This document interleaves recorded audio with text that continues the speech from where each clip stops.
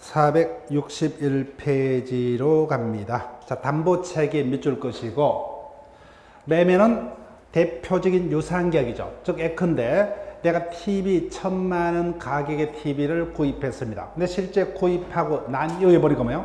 그 객관적 가치가 500만 원 정도밖에 안 돼요. 등가성이 깨떨어졌죠.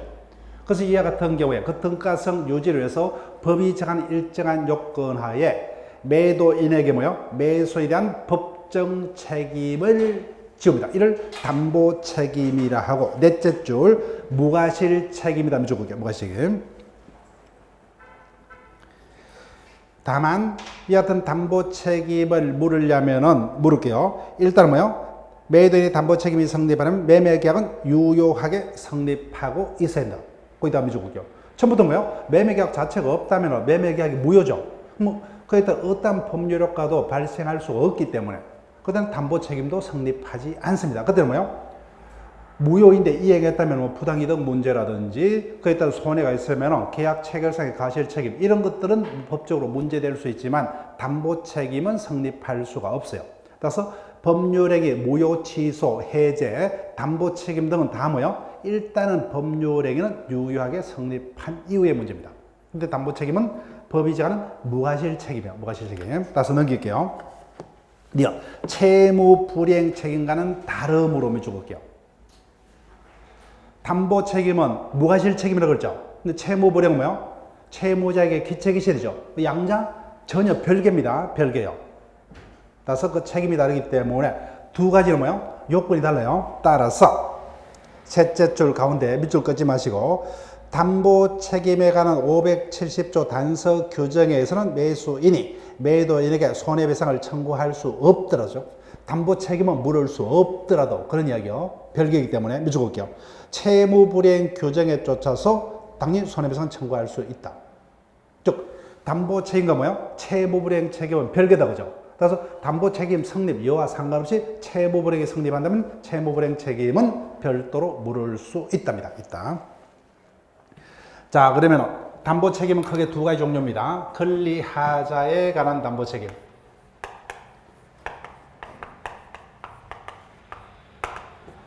우리 시험은 주로 여기를 기준으로 출제가 될 거예요.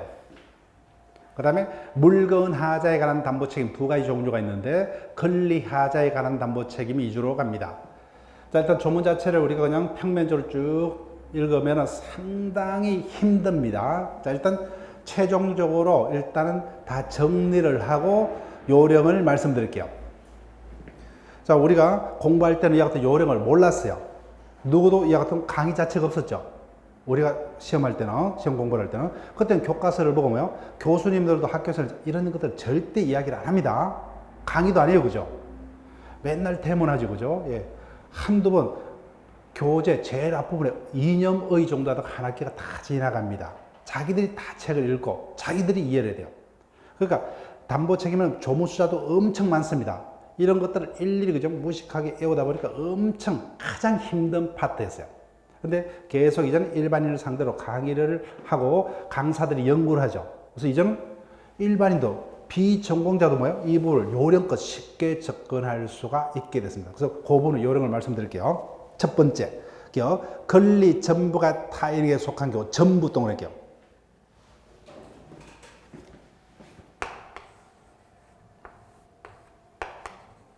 가발간에 토지 매매가 있었습니다. 근데 그 토지가 뭐예요? 매도인 소유가 아니에요. 이와 같이 매매 계약은 우리가 민법 총칙에서 봤죠? 타인 권리 매매 계약도 유효하다 그랬죠? 타인 권리 매매 계약 유효합니다. 자, 그래서 타인 권리 매매 계약도 유효하기 때문에 매도인이 뭐예요? 약속대로 약정한 날짜에 소유권을 이전하면 문제가 없죠. 근데 이전하지 않으면 570조에 따른 책임을 져야 됩니다. 570조 볼게요. 전조의 경우에 매도인이 그 권리를 취득하여 매수인에게 이전할 수 없는 때에는 매수인은 적을게요. 매수인은 계약을 해제할 수 있다. 이때 매수인은 보니까 선의의 매수인만 해제할 수 있다는 제한 문구가 없죠. 그래서 모든 매수인 구조. 즉 갑으로부터 토지를 매수했는데 그 토지가 타인에게 속한 관계로 매수인이 약속을 지킬 수 없죠. 그죠? 그럼 계약이 완성될 수 없죠. 그럼 매수인은 무조건 해지할 수 있다고 하죠. 선악불문. 그러나 매매 계약 당시에 그 권리가 매도인에게 속하지 아니함을 안 때에는 적을게요. 안 때요. 매수인이 그 같은 사실을 이미 알았다. 그죠? 그때는 손해배상은 청구하지 못한다. 손해배상은 청구하지 못한다. 적으시면 돼요. 해제는 선악불문하고 모든 매수인이 그죠? 근데 손해배상은 선의의 매수인만. 자, 그래서 밑에 A번호 보세요.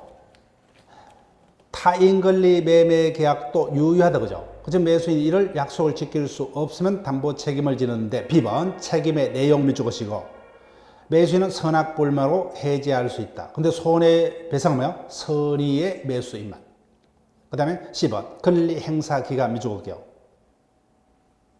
언제까지 담보 책임을 물을 수 있느냐? 제한 없어요. 소유권 전부를 취득 못했죠. 그럼 행사 기간은 제한을 두지 않습니다. 그 다음 두 번째, 권리 일부가 타인에게 속한 경우 일부 동을 할게요. 즉 가별간의 토지 1000평을 매도하는 계약을 체결했습니다. 그 중에 뭐요? 100평만이 타인에게 속해서 뭐요? 갑이 끝끝내 뭐요? 100평은 넘기지 못했다. 그죠? 일부만 직접 못 넘깁니다. 일부만. 570이죠. 이랑 매매 목적이 된 권리 일부가 타인에게 속함으로 인하여 매도인이 그 권리를 취해서 매수에게 이전할 수 없는 때에는 매수인은 적을게요. 매수인은 그 부분에 비율에 따른 대금 감액을 청구할 수 있다. 이때 매수인은 선악불문이죠. 즉 당연히 내가 어립니다. 1000평을 매수했는데 뭐요? 실질적으로 얼마까지 뭐냐? 900평까지. 그러면 매매대금 중 취득하지 못한 100평의 매매대금을 되돌려 봐야 되겠죠. 따라서 선악불문하고 모든 매수인은 대금 감액을 청구할 수 있다. 양 전항의 경우에 잔존한 부분만이라면 매수인이 이를 매수치 아니했을 때에는 선의의 매수 적을게요. 선의의 매수인은 계약 전부를 해지할 수 있다. 즉 매수인이 뭐요? 왜 1000평을 매수했냐 그죠? 1000평이 아니면은 자신이 원하는 공장 건물을 지을 수 없어요. 허가가 안 납니다. 그럼 900평만으로는 목적을 달성할 수 없죠. 그때 뭐요? 선의의 매수인은 계약 전부를 해지할 수 있다 그죠? 근데 전부 다 알았다면 그 같은 위험을 알았기 때문에 그때는 해제는 안 됩니다. 그 다음 사망 선의의 매수인은 적으시고 선의 매수는 뭐요? 대금 감액 계약 해제에 손해배상을 청구할 수 있다. 손해배상 청구할 수 있다. 적을게요. 자, 그러면 내용 갑니다. 갑은 체크하시고 선악불문하고 뭐야? 매수인은 당연히 100평에 대한 대금은 돌려받아야 되겠죠. 선악불문하고 대금 감액 청구할 수 있다. 납은 체크하시고 선의의 매수인은 체크하시고 계약 해지할 수 있고 손해배상 청구할 수 있다. 대금 감액은 모든 매수이죠. 그런데 해제 내지 손해배상은 누구만이요? 선의의 매수인만이. 그다음에 행사 기간이 적을게요. 법은 불안정한 상태가 장기간 유지되는 것은 원치 않죠. 그죠? 따라서 이와 같은 담보 책임은 1년 내에 행사를 해야 된다. 1년 내에 적을게요. 즉 원칙적으로 담보 책임의 행사 기간은 1년입니다. 1년. 그때 선의자는 뭐야? 안 날로부터 1년. 악의자는 계약한 날로부터 1년입니다. 1년. 앞으로 그렇게 가시면 돼요. 1년은 뭐야? 선의자는 안 날로부터. 악의자는 악의자는 뭐야? 계약을 한 날로부터요. 그 다음, 이거, 목적물의 수량 부족, 거기다 체크할게요. 수량 부족, 일부 멸실. 자, 처음부터 뭐야? 1000평이라고 사고 팔았어요. 1000평. 거기에 따라서 대금을 정했다, 그죠? 근데 나중에 취득해서 뭐야? 청량해보니까 900평밖에 안 돼요, 그죠? 수량 부족. 또는 처음부터 원적 일부 불능이 있는 경우 볼게요. 전조의 규정은 수량을 지정한 매매 목적물이 부족되는 경우와 매매 목적물의 일부가 계약 당시 이미 멸실된 경우에도 그 부족 또는 멸실을 알지 못한 때도 준용한다. 이같이 수량 부족, 일부 멸실은 뭐요? A번 선의의 매수인만 그죠? 선의의 매수인만 전조 규정을 준용한다고 하죠. 전의조 규정. 따라서 대금 감액, 해제권, 손해배상을 청구할 수 있다. 행사 기간은 뭐야? 1년. 선의자니까 뭐야? 안 날로부터 이렇게 됩니다. 그 다음 리얼 제한 물건 등이 있는 경우 제한 물건을 적을게요. 즉 갑이 얼로부터 토지를 매수했습니다. 근데 그 토지에 뭐야? 예를 들면 A가 전세를 가지고 있어요. 또는 지상권을 가지고 있다고 하죠. 이 같은 제한 물건이 있다. 자 볼게요. 1항 매매 목적물이 지상권, 지역권, 전세권, 지역권, 유치권의 목적이 된 경우에 매수인이 이를 알지 못한 때, 매수인이 이를 알지 못한 때면 적을게요. 그러면 선의의 매수인만 담보 책임을 물을 수 있다는 거죠. 알지 못한 때에는 이로 인해서 계약의 목적을 달성할 수 없는 때 안에서 계약을 해지할 수 있다. 그래서 이와 같은 뭐요? 제한 물건이 존재함으로써 자기가 공장을 지으려고 토지를 구입했는데 그죠? 공장을 지을 수 없다 그죠? 이런 경우는 계약을 해지할 수 있다. 기타 경우에는 손해배상만 청구할 수 있다. 그 다음 본문 갑니다. 이와 같은 지상권 등 제한 물건의 존재로 인한 담보 책임은 미주국이요. 선의의 매수인 책임 내용. 선의의 매수인이 일정한 요건에서 뭐야? 계약 해지하고 손해배상을 청구할 수 있고 당연히 행사기간은 뭐야? 선의자니까 안 날로부터 1년. 자 넘깁니다. 저당권, 전세권 행사 등의 경우 저당권 체크할게요. 1항 매매 목적이 된 부동산에 설정된 저당권 또는 전세권의 행사로 인하여 매수인이 소유권을 취득할 수 없거나 취득한 소유권을 잃은 때에는 매수인은 먼저 볼게요. 매수인은 계약을 해지할 수 있다.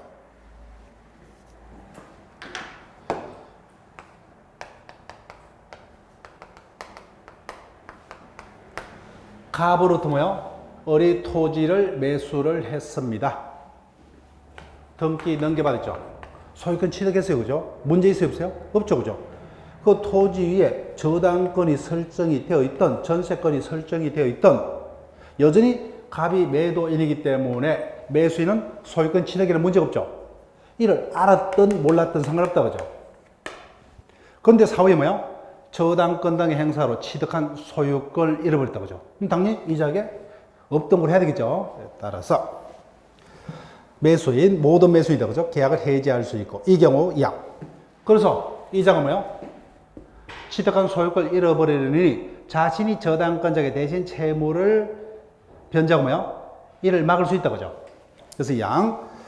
전하의 경우에 매수인의 출제로 그 소유권을 보존한 때는 매도인에서 그 상한을 청구할 수 있고 3항 손해배상 뭐야? 매수인은 손해배상을 청구할 수 있다. 자, 책임의 내용 미적을게요. 매수인은 선악불문하고 이 경우 뭐요? 내가 의리라면은 그 토지 위에 뭐 저당권이 설정되어 있던 뭐요? 전세권이 설정되어 있던 소유권 취득에는 문제가 없죠. 근데 내 상식적으로는 당연히 깨끗한 토지도 많은데 이런 토지는 살 필요가 없겠죠. 그죠? 근데 실질적으로 저당권의 액수가 미미하더라. 그죠? 그럼 이연 부담 없이 구입할 수 있죠. 선악불문하고. 근데 뜻하지 않게 뭐요? 이자가 변제치 못함으로써 사업이 부도나서 그죠? 저당권 실행 등으로 취득한 소유권을 잃게 됐다. 그죠? 무조건 해지할 수 있죠. 선악불문하고 해제. 자신의 돈으로 뭐요? 저당권 행사를 막아서 소유권을 보존했다면 상한 청구. 손해는 뭐요? 손해 청구. 선악불문입니다. 자, 그 다음에 행사기간 제한이 없다는 거예요. 왜? 소유권을 전부 취득할 수 없기 때문에. 자, 그러면 요령을 말씀드릴게요. 지금까지 570조부터 뭐요? 76조까지 6가지를 봤다. 그죠? 자, 그 경우 두 문자 적게요.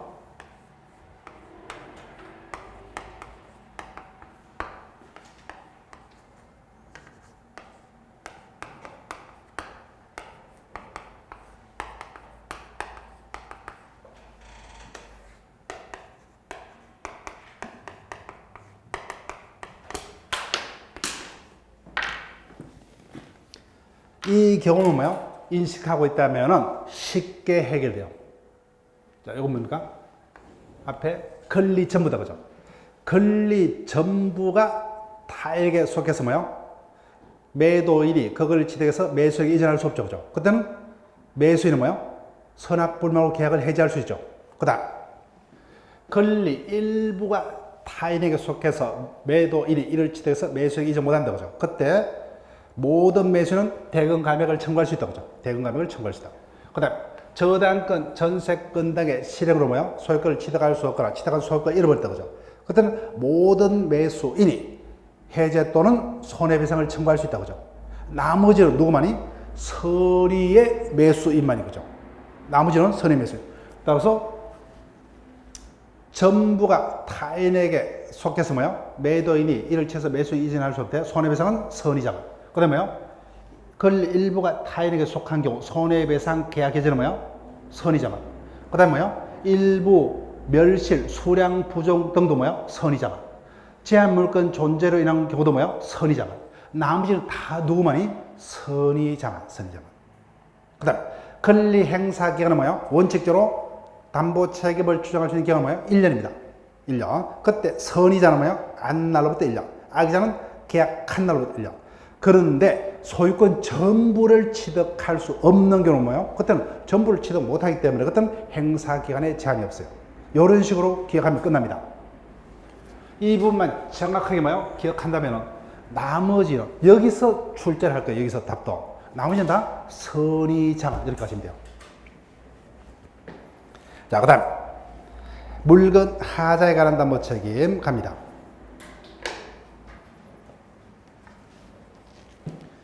물건 하자에 관한 담보 책임 하자 동원 할게요.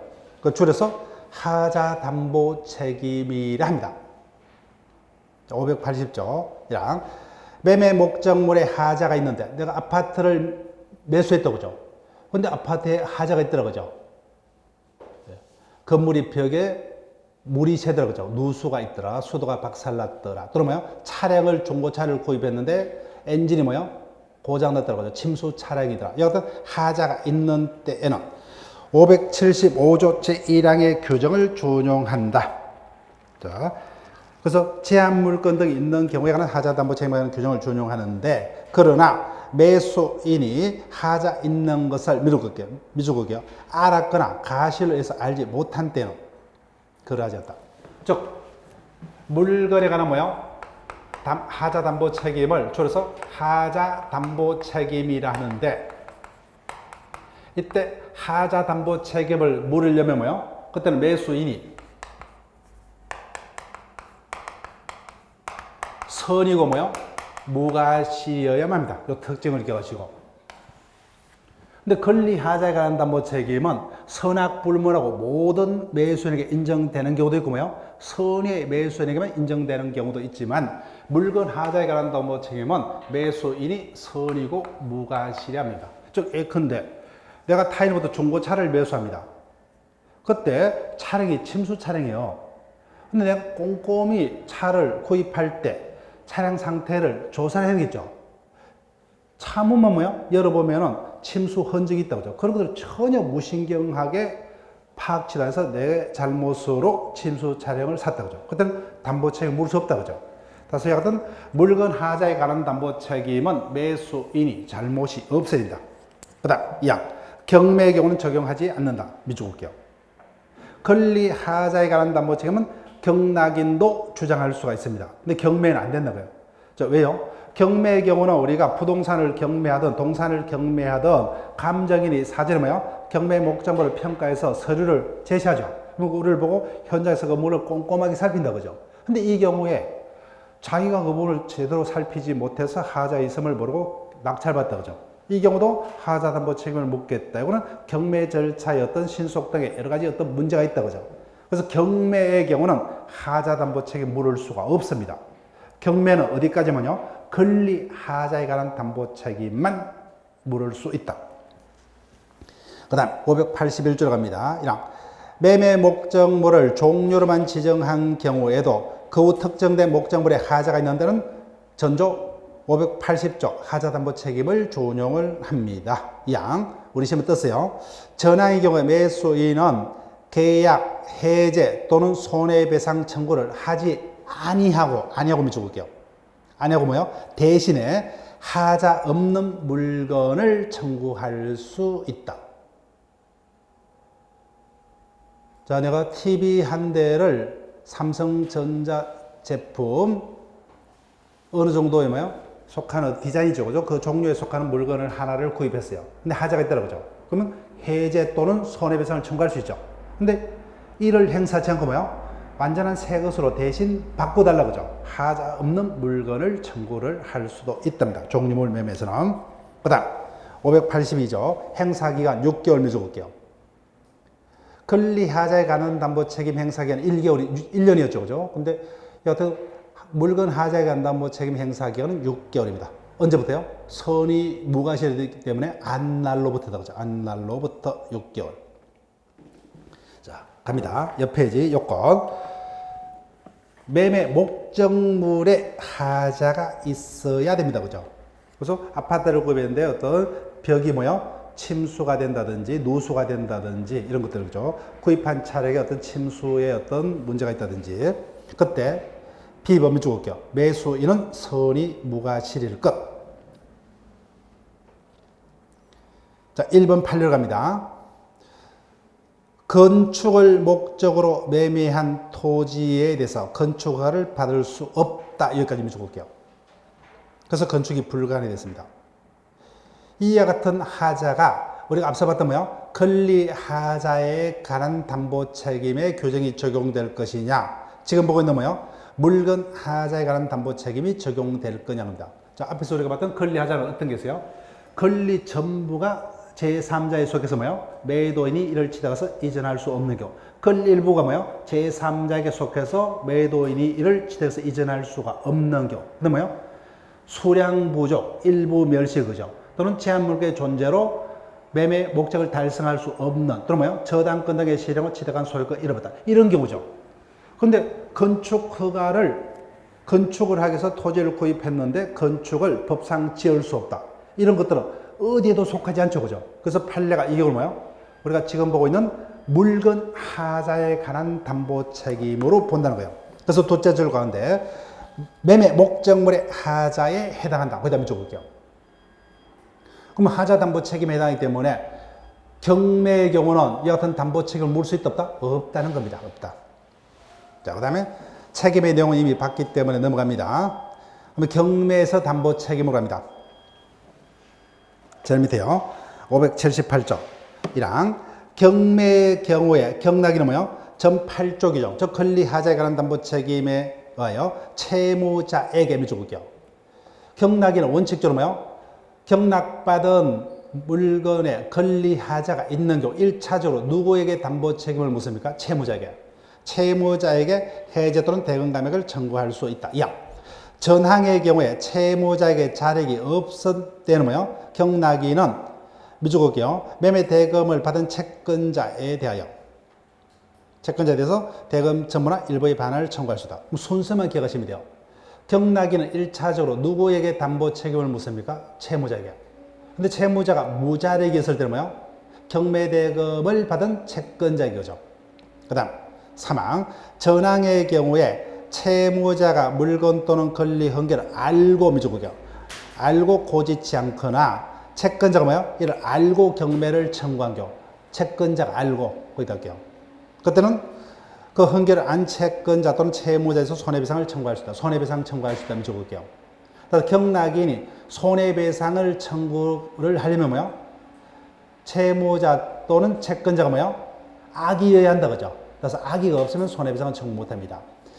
일단 키 포인트를 체크해 드렸는데 이 578조가 뭐야? 우리 시험에서 답이 될 가능성은 별로 없어요. 자, 그 다음 의에서 밑줄 그을게요. 마지막 줄 물건 하자에 관한 담보 책임은 묻지 못한다고 이렇게 적을게요. 즉 경매는 하자 담보 책임하는 규정은 적용 안 되죠. 그죠? 경락에는 물건 하자에 대해서는 담보 책임을 묻지 못한답니다. 권리 하자에 관해서만 담보 책임을 물을 수 있다.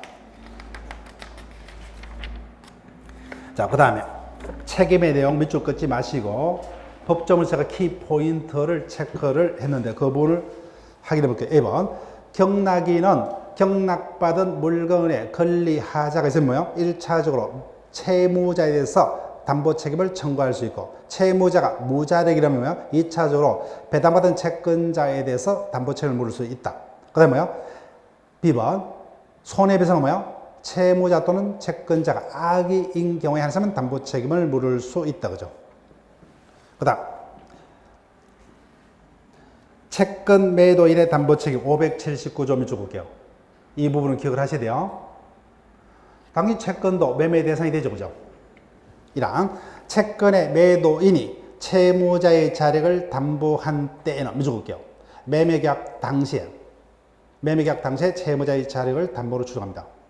즉 채권을 매도한 매도인이 뭐요? 채무자의 자력을 담보했다 그죠? 그때는 그 계약 당시에 채무자의 자력을 담보로 추정됩니다. 양 변제기에 도달치 않는 채권의 매도인이 채무자의 자력을 담보한 때는 무조건 볼게요. 그때는 뭐요? 변제기에 있어서 변제기의 자력을 담보로 추정한다. 그 조문 그 차이점을 기억해달라는 거예요. 자, 그 다음 6번요. 면책 특약 밑줄 것이고 본문부터 먼저 갑니다. 지금까지 봤던 담보 책임에 관한 민법 규정은 무조건 볼게요. 강행 규정이 아니므로 본문의 강행 규정이 아니다. 임의 규정이요. 따라서 당사자의 합의로 뭐요? 매도인의 담보 책임을 면책, 강경하는 특약 가능합니다. 자, 근데 조문으로 갑니다. 매도인은 전 15조에 의한 담보 책임을 면하는 특약을 했더라도 뭐요? 한계가 있어요. 매도인이 무조건 볼게요. 매도인이 알고 고지치 아니한 사실 또는 뭐요? 제3자의 권리를 설정 또는 양도한 행위에 대해서는 면책 특약이 있더라도 뭐요? 그건 신의척상 그 담보 책임을 면하지 못합니다. 도급에도 똑같은 규정을 둡니다. 면책 특약 가능하다 그죠? 그렇지만 매도인이 알고서 고지치 아니한 사실 또는 제3자에게 뭐요? 매도인이 권리를 설정 등의 경우에는 담보 책임을 면하지 못합니다. 자, 문제로 갈게요. 매도인의 담보 책임에 관한 설명으로 옳지 아니한 것은 1번 특정물 매매의 경우 목적물에 하자가 있더라도 악의의 매수인은 무조건 볼게요. 물건 하자에 관한 담보 책임은 누구만이? 선의 무과실의 매수인만이 그죠. 그래서 악의의 매수인은 담보 책임을 물을 수 없다 그죠. 계약을 해지 못합니다. 그 다음 2번 금방 봐도 579조 채권 매매입니다. 변제기에 도달한 채권의 매도인이 채무자의 자력을 담보한 때에는 매매계약 당시 매매계약 당시의 자력을 담보로 추정한다 맞다 그죠? 변제기도 되지 않은 채권의 매도인이 담보할 때는 뭐예요? 변제기에 있어서 채무자의 자력을 담보로 추정하죠. 그 다음 3번 제일 어렵습니다. 무효 밑줄 볼게요. 무효인 강제 경매 밑줄 그시면 되죠. 경매 절차를 통해서 권리를 경락받은 자는 채무자 또는 채권자에게 담보 책임 물을 수 없다. 담보 책임 물을 수 없다 적으시면 돼요. 즉 무효, 취소, 해제, 담보 책임 다 공통적으로 뭐요? 매매는 유예하게 성립하고 있어야 된다 그죠? 처음부터 무효라면 여하튼 담보 책임은 성립할 여지가 없다 그랬어요. 일단 계약 자체는 유예해야 됩니다. 그 다음 D번 앞으로 이 질문 계속 반복이 될 겁니다. 우리가 민법 총칙에도 설명드렸어요. 차고와 담보 책임은 별개 제도다 그죠? 따라서 매매 계약 내용에 종료분의 차고가 있는 경우 매수인은 매도인의 담보 책임이 성립한지 상관없이 뭐요? 차고 취소할 수 있다. 즉 양자는 별개라는 겁니다. 자, 그럼 5번 갑니다. 종류 매매의 경우 인도된 목적물의 하자가 있는 때에는 선의의 매수인은 하자 없는 물건을 청구하는 동시에 밑줄게요. 손해배상을 청구할 수 있다. 어디가 틀렸어요? 동시에가 틀렸다 그죠? 즉 종류물 매매의 경우에 해제 또는 뭐요? 손해배상 대신이죠 그죠? 손해배상 대신에 새로운 TV로 바꿔달라고 그죠? 따라서 완전물 급부 청구는 뭐요? 동시에가 아니라 뭐요? 대신이죠 그죠? 따라서 손해배상 등의 대신에 계약 해제 손해배상 대신에 새로운 물건으로 바꿔달라고 그죠? 예. 조문 문제입니다. 조문 문제. 자, 매일 문제 5번으로 옵니다.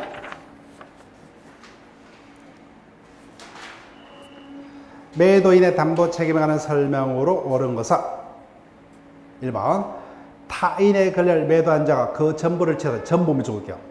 전부를 취득해서 매수인에게 이전할 수 없는 경우. 전부죠. 전부는 모든 매수인이죠. 그러니까 악의 매수인도 해제할 수 있다죠. 네, 들었습니다. 그 다음 저당권 밑줄게요. 여기죠. 그죠? 저당권. 저당권이 설정된 부동산의 매수인이 저당권 행사로 소유권을 취득할 수 없는 경우. 모든 매수인이죠. 악의 매수인도 해제 손해배상 청구할 수 있다죠. 예, 정답 2번. 그 다음 3번 매매 목적인 권리 전부가 미주거죠. 전부 타인에게 속해서 그 권리 전부를 이전할 수 없게 된 경우 매도인은 선의의 매수인에게 실내이익을 배상하여야 한다. 자, 이 조문은 안 봤습니다. 자, 그럼 교과서로 볼게요.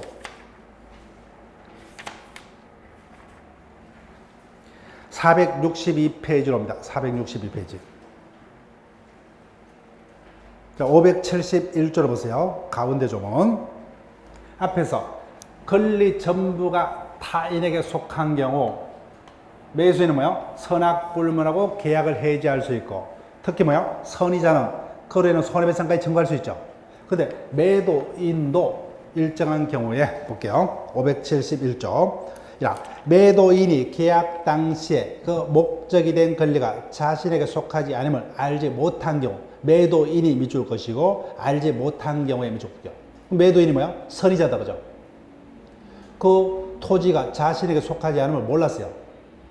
알지 못한 경우 그 권리를 치다가 매수인에게 이전할 수 없는 때는 뭐야? 매도인은 미줄게요. 매도인은 손해배상하고 계약을 해지할 수 있다. 즉 이와 같이 권리 전부가 타인에게 속해서 이전할 수 없는 경우요, 선의의 매수인도 매수인에게 뭐요? 손해를 배상하고 매도인도 뭐요? 해지할 수 있다, 그죠? 매도인도 해지할 수 있다. 이양 전항의 경우에 매수인이 계약 당시에 권리가 매도에게 속하지 않으면 안 때는 매수인이 미줄 것이고, 마지막 줄 안 때는 미줄 걸게요. 매수인이 악이다, 그죠? 그때 매도인은 매수인에게 권리를 이전할 수 없음을 통지하고 해지할 수 있다. 그때는 뭐야? 손해배상도 할 필요가 있다, 없다? 없다는 거예요. 없다. 그래서 571조까지는 웬만하면 답을 안 할 거예요. 근데 지금 매일 문제가 지금 3번이 571조입니다. 즉 권리 전부가 타인에게 속해서 매도의 일을 취득해서 매수에게 이전할 수 없다, 그죠? 그때 선의의 매도인은 매수인에게 손해배상하고 해지할 수 있다, 그죠? 이때 매수인이 악이라면 뭐요? 손해배상도 할 필요가 없어요. 말로 그냥 해저 통지하면 끝납니다. 4번. 매매 목적이 된 부동산의 전세권이 설정이 된 경우, 여기에 속하지 않죠, 그죠? 제한 물건이 존재하는 경우, 그 계약 목적 달성 여부와 상관없이 선의 매수인은 계약을 해지할 수 있다. 틀렸습니다. 선의 매수인이 뭐요? 거래에서 계약의 목적을 달성할 수 없는 게 계약을 해지할 수 있다. 그 다음, 권리 일부가 타인에게 속한 경우 선의의 매수인이 하는 손해배상 청구는 1년 내다, 그죠? 근데 선의자니까 계약한 날로부터 적을게요. 계약한 날로부터가 아니라 뭐야? 안날로부터다, 그죠? 안날로부터 1년 내. 그래서 일단 뭐요? 모르는 질문도 있었지만 이 부분만 뭐요? 정확하게 기억하고 있으면은 답은 찾아낼 수 있도록 문제가 출제될 거예요. 담보 책임은. 이 큰 틀만 정확하게 기억하고 있으면 5개 지문 중에요, 답은 찾는 데는 문제가 없을 겁니다. 그런 식으로 출제될 거예요. 항상 담보 책임은 이 부분을 정확하게 기억하고요, 5개 지문 중 이 부분에서 해당하는 답을 찾으려고 노력하면 대부분 시험은 다 골라질 거예요.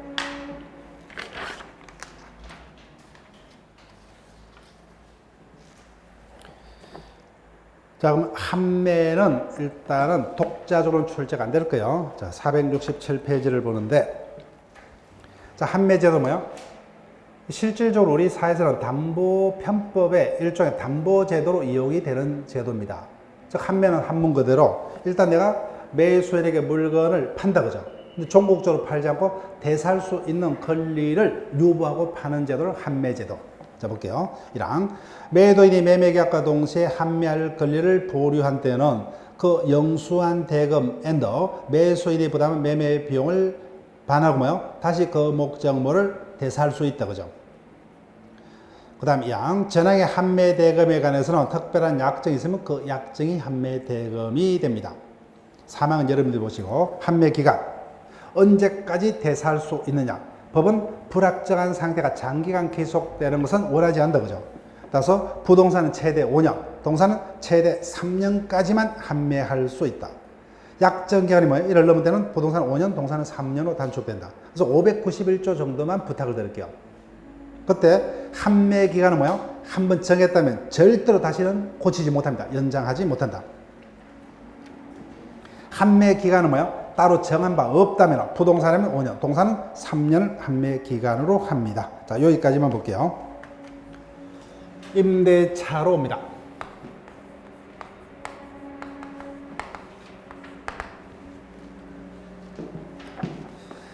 618조. 임대차는 당사자 일방이 상대방에게 목적물을 사용 수익해서 약정하고 상대방에 대해서 대가인 차임 지급을 약정하면서 즉 당사자 합의만으로 성립하는 자 1번이 마지막 줄 락성 유상 불효식이다 그죠. 그 다음에 셋째 줄 마지막에 차임을 지급해야 되죠. 근데 차임은 반드시 금전일 필요 없다 그죠. 즉 토지를 빌어서 농사 짓는다 그죠. 그때는 농작물로 차임의 지급으로 가름할 수 있죠. 자, 그 다음 2번 임대차 계약은 밑줄 볼게요. 임대차 계약은 물권 계약입니까? 채권 계약이요? 채권 계약이다 그죠. 자, 민법 총칙도 올려볼게요. 여하튼 채권 계약이기 때문에 처분행위입니까? 의무부담행위요? 의무부담행위죠. 의무부담행위이기 때문에 권한자만 할 수 있다? 무권한자도 할 수 있다? 무권한자도. 그럼 당연히 임대인이 그 임대 목적물의 소유자일 필요 있다 없다? 없다 그죠. 예, 그 내용이요. 따라서 채권 계약이므로 임대인이 임대차 목적물에 임대할 권한이 없더라도 임대차 계약은 유효하게 성립한다. 거기까지 미주고 있죠. 즉 무권한자도 유효하게 할 수 있다는 거예요. 유효하게. 따라서 밑줄 끄지 마시고 타인 소유 부동산을 임대한 것도 유효하죠. 따라서 이를 이유로 임대차 계약은 원칙 해지 못합니다. 그 다음 쌍거리 2번요. 1번 존속기간 제한 없다는 조건. 우리 법은 임대차에서는 존속기간은 제한을 두지 않습니다. 최장기, 최단기 어느 것도 제한을 둔 바 없다. 그 다음에 넘기면 갱신요. 약정갱신은 여러분들이 한번 읽어보시고 시험하고 전혀 상관없어요. 니엇 묵시갱신, 다른 말로 법정갱신 제목 밑줄 것이고 639조로 갑니다. 1항 임대차 기간이 만료한 후 임차인이 그 목적물의 사용수익을 계속하는 경우에 임대인이 상당 기간에 이의치 않다면 전 임대차와 동일한 조건으로 다시 임대창고로 본다. 보니까 어디가 떠올라요? 전세권의 법정갱신 떠오르죠, 그죠? 예, 똑같습니다, 내용이. 그러나, 밑줄 볼게요. 그러나 당사자는 635조 규정에서 해지 통고할 수 있다. 밑줄 것이고, 그 규정이 어떤 의미냐? 존속 기간에 약정이 없는 임대차가 된다, 그죠? 존속기간은 약정이 없는 임대차로 된다는 그런 의미예요. 전세권도 똑같다 그죠? 전세권의 법정갱신이 있으면 전 전세권과 동일한 조건으로 다시 전세권을 설정으로 간주되지 그 존속기간은 정함이 없는 것으로 된다 그죠? 임대차의 법정갱신, 묵시갱신도 그 내용이 똑같습니다. 그때 2항 체크할게요. 전항의 경우에 전 임대차에서 제3자가 정한다는 뭐예요? 당연히 원칙. 그 기간의 만료로 소멸한다 그죠? 소멸합니다. 자, 그러면 D것으로 갑니다. 그래서 존속기간에 약정이 없는 임대차는 각 당사자 자유로이 해지할 수 있다 그죠? 자, 1항 임대차 기간에 약정이 없다는 당사자는 언제든지 미쳤거든요. 언제든지 상대방에서 해지 통고할 수 있다. 그럼 언제 임대차가 종료하느냐 그죠? 새 집을 구할 수 있는 기간을 줘야 되겠죠? 따라서 양 상대방의 전항의 통고를 받은 날로부터 당 각호 기간이 경감이 해지 효력이 생긴다. 1호 토지, 건물 등에 대해서 임대인이 해지하면 6개월, 임차인이 해지하면 1개월. 2호 동사는 누가 하든지 5일입니다. 자, 그 다음에 3번 임차권의 대항력 제목 밑줄 볼게요. 자, 물어볼게요. 임차인이 가지는 그 목적물의 사용 수익할 권리. 임차권은 물건입니까? 채권이요? 채권이죠. 채권이기 때문에 원칙 누구에게만? 임대인에게만 그죠. 그래서 제3자에도 대항하려면 그에 관한 요건을 구비를 해야 되겠죠. 자, 볼게요. 621조 부동산의 임차인은 당사자 간의 반대 약정이 없으면 임대인에 대해서 임대차 등기 절차에 협력을 청구할 수 있다. 그 등기하면 뭐요? 제3자에게도 대항할 수 있다. 근데 622조 체크하시고 등기할 필요도 없이 제3자에 대항할 수 있습니다. 1. 건물 소유를 목적으로 한 토지 임대차의 경우, 임대차는 뭐야? 토지 임대차다, 그죠? 그때 이를 등기치 아니한 경우도 임차인이 그 지상 건물을 등기하면 뭐야? 제3자에서 토지 임대차도 대항할 수 있답니다. 그 조문을 기억해달라는 거예요. 자, 효력을 합니다. 먼저 임대인의 권리 의무. 기억. 임대인의 권리 대표적인 게 뭐예요? 임차인부터 차임을 받을 수 있는 권리다, 그죠? 차임 지급 청구권. 그러면 임대차가 종료하면 그 목적물을 반환받을 수 있는 권리. 그 다음에 약정은 뭐예요? 차임이 장래에서 적당하지 않다, 그죠? 그럼 장래에서 임차인에게 정감을 청구할 수 있는 권리. 이런 것들이 임대인에게 인정되는 권리입니다. 자, 옆 페이지. 임대인의 의무 볼게요. 623조. 임대인은 그 목적물을 임차인에게 인도하고 계약 존속 중 그 사용수에게 필요한 상태를 유지케 할 의무를 부담한다. 임대차에 있어서는 임대 목적물의 유지 수선 의무가 누구의 부담이요? 임대인 부담이죠. 그러니까 그 목적물에 대한 필요비는 누구 부담이요? 임대인 부담이다, 그죠? 근데 우리가 물권법에서 배웠던 걸 떠올려볼게요. 309조. 전세권의 경우에 전세 목적물의 유지 수선 의무가 누구 부담이었다? 전세권자 부담이죠. 그러니까 뭐요? 전세권자는 필요비 사안 청구권이 없다, 그죠? 근데 임대차는 뭐예요? 임대인이 그 유지 수선 의무를 부담하기 때문에 필요비는 임대인 부담이라는 거예요. 임대인 부담. 그 다음 624조, 625조를 묶을게요. 조문은 자주 지문화됩니다. 임대인이 임대물의 보존에 필요한 행위를 하는 때에는 임차인은 이를 거절하지 못한다. 그래서 임대 목적물에 문제가 생겼다, 그죠? 그러면 임대 목적물의 유지 수선 의무가 임대인 부담이기 때문에 보존 행위를 해야 되겠죠. 이때 보존 행위를 하면은 임차인이 이를 거절하지 못한다. 625조. 임대인이 임차인의 의사에 반해서 보존 행위를 한 경우에 임차인이 이를 이유로 임대차 목적물을 달성할 수 없는 때는 계약을 해지할 수 있다. 그런 경우가 아니면 뭐야? 해지도 못합니다. 자, 그러면 본문을 할게요. 본문 일단 체크하지 마시고 임대인은 뭐야? 그 임대차 목적물을 임차인으로 하여금 계약에서 정한 목적에 맞게 그 뭐야? 사용 수익해 할 의무가 있죠. 그 사용 수익해 하려면 뭐야? 마지막 줄 물건은 뭐야? 임차인에게 인도를 해야 되고, 그 다음에 방해가 있으면 뭐야? 제3자의 방해가 있으면 이를 제거할 의무가 있고, 그 다음에 뭐야? 하자가 있으면 수선해 줄 의무 등이 이 어떤 623조로부터 뭐야? 임대인에게 발생을 합니다. 그래서 10번 수선 의무 적을게요. 수선 의무. 그래서 임대차 존속 중에는 그 목적물의 유지 수선 의무가 임대인 부담이죠. 그래서 수선해야 될 이유가 생겼다, 그죠? 그럼 수선을 해줘야 돼요. 근데 이와 같은 규정은 미주국계 임의 규정이라는 거예요. 임의 규정. 그래서 임대인과 임차인의 합의로 뭐요? 다른 집보다 내가 월세를 뭐요? 싸게 빌려줄 테니까 사소한 고장은 네가 고치고 살아, 그죠? 문제 없다, 그죠? 그래서 합의로 임차인 부담으로 할 수가 있다. 그 다음에 D번 이미 봤죠. 가장 중요한 거 비용 상한 의무인데 일단 별개의 목차로 다시 봅니다. 자, 8례 1번 갈게요. 아직까지 당연히 출제된 바는 없어요. 쪽 임대차 목적물에 어떤 모양? 하자가 발생했다, 그죠? 그럼 그 하자는 누가 수선을 해줘야 돼요? 임대인이, 그죠? 임대인. 임대차 계약에서 임대인은 임대차 목적물의 유지 수선 의무를 부담하므로 그 목적물에 뭐야? 파손 등에 생긴 경우 이를 수선치 않으면 임차인의 계약에 의해서 정해진 목적에 따른 사용 수익을 할 수 없는 것이라면 임대인이 그 수선할 의무를 부담하고 미주국경. 이와 같은 이유가 뭐야? 임대인 자신에게 기책 사유가 있는 경우는 물론 자신에게 기책 사유가 없는 훼손의 경우도, 그죠? 예. 한마디로 뭐야?